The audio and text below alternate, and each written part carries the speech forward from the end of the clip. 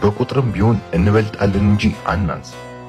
ሊገድለን የመጣን ገድለን እንሞታለን፣ ለሃይማኖታችን እናስቀጥላለን። ለወደፊቱ ኦርቶዶክስ ስል ገድዬ እሞታለሁ። አለቀ። ስማኝ ወንድሜ፣ እያመመን ቢሆን ሁሉንም ለእሱ አሳልፈ መስጠትን ተለማመደው። ምክንያቱም ፍቅር እግዚአብሔር ነው። ሲቀጥል ደግሞ ትክክለኛ ፍርድም ቢሆን እሱ ጋር ነው የሚገኘው። ነገር ግን ያንን ትተን በጉልበታችን ተማምነን እርምጃ ከወሰድነው ሌላ ደም ማፍሰስ ነው የሚሆነው። እናም ሁሉንም ለእግዚአብሔር መስጠት ነው የሚበጀው። ደምን አፍስሶ ማን ነው አሸናፊ የሆነው? አለ በዙፋኑ ንጉሥ፣ አለ በዙፋኑ ይፈርዳል፣ አይፈርድም አዘኑ ይፈርዳል።